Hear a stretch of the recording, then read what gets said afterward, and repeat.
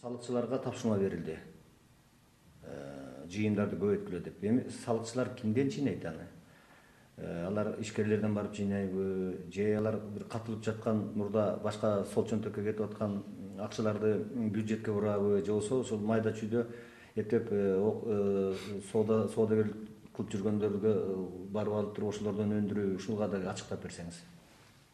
Биринчиден, биз болсо мынакей салык жыйноо боюнча маселени пландаштырып атканда, канча көлөмдө жыйнаш керек, таможняда пландаштырып атканда, бул ошо жетекчилер менен аларга далилдеп берип туруп, бүгүнкү күндө иштеп аткан ишканалардын саны, көлөмү, жанагы көмүскөдө жаткан көлөмдү далилдеп берип туруп, алардын макулдугу менен бул план ишке алынды да. Бир жерде болсо ошо эң негизгиси жана көмүскөдө жаткан, ошо баягы төлөбөй сол чөнтөктө жаткан, ошо иштеп аткан ишканаларды булар болсо мындай ачык айкын алып чыгат да. Ошонун негизинен мен ойлойм ошо акча түшөт. Бул бажы системасына кайрылып келели. Мына көп жылдан бери айтылып келатат.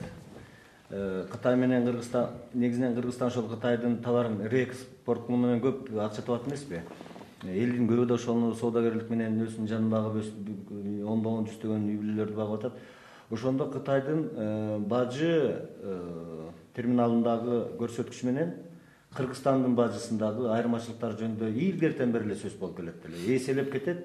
Ал жакта миллиард долларларды көргөзсө, Кыргызстан бир 200-300 миллионду көргөзөт деп көп эле жасылып айтылып келатат да. Ушул системаны азыркы сиздер ошол жана сандык айырмачылыктарды таап, аныктап чыга алдыңыздарбы, жаңы өкмөт? Бу жерде эң негизги айырма бул болсо Кытайда бул товарларды жөнөткөндө бул баасы менен эсептейт.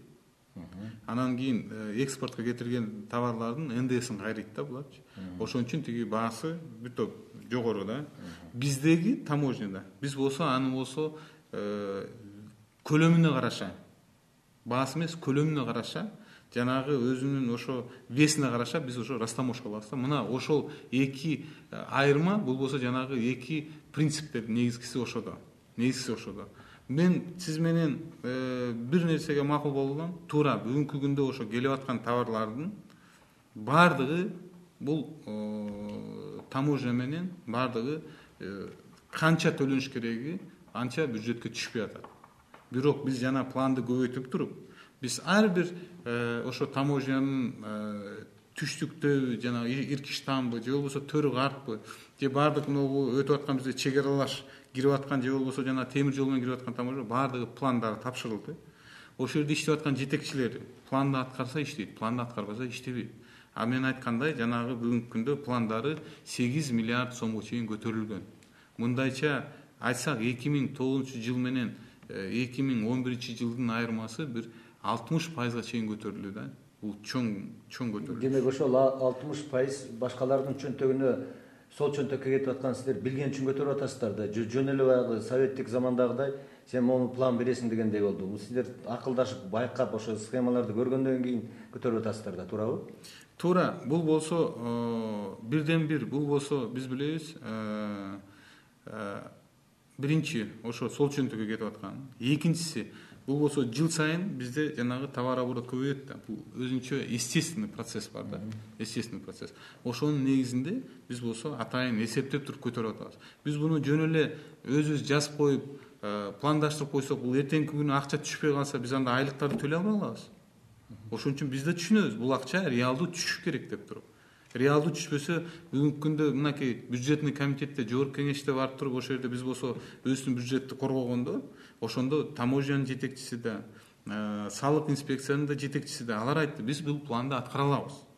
Биз буну сөзсүз бюджетке түшүрөбүз деп.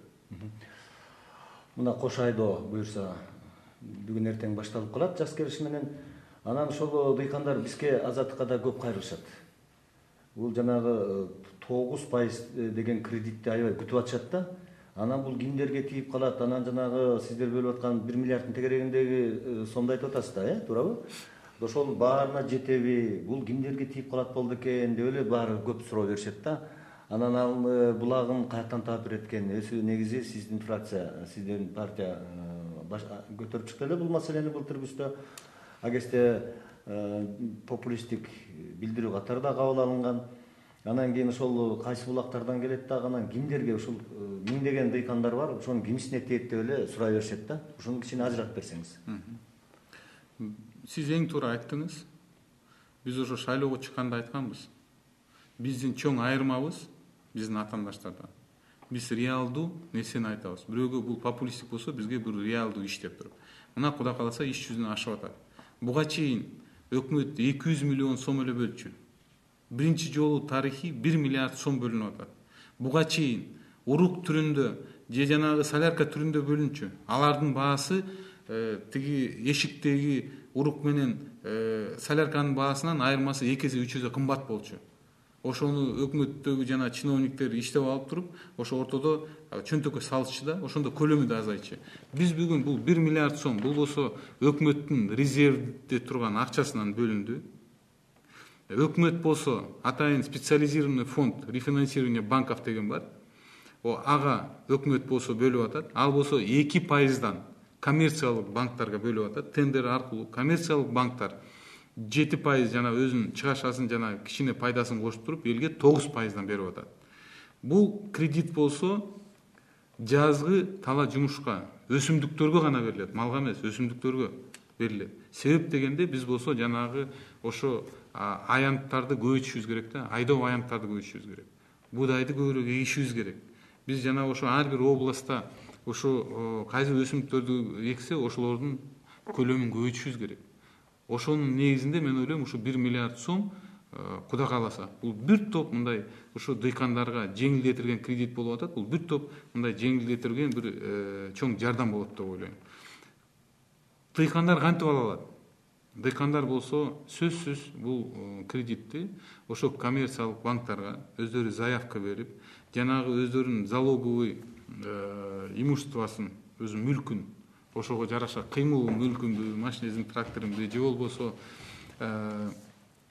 айыл банк менен сүйлөштүк, ал айтат малды да койсо болот дейт, 50 000 сомго чейин. Биз ойлоп атабыз, бир орто сандан ошо дыйкан чарбалардын алган акчасы бир 100 000-дин ортосунда болсо, анда бир 10 000-ге жакын дыйкан чарбалар алат да. 10 000-ге жакын дыйкан чарбалар алса, анын тегерегинде бир 5 адам иштесе, бул 50 000 адам жумуш менен мындай жеңилдетилген кредитке ээ болот. Бүгүнкү күндө мынакей бюджет болсо 3-окуунда мынакей четверг күнү кабыл алынат деп ишенип турабыз. Ага чейин биз мынакей ошо мыйзам аркылуу бөлө турган мүмкүнчүлүгүбүз бар. Биз болсо 160 миллион сом тегерегинде мынакей бөлүп бүгүн эртең бере баштайбыз.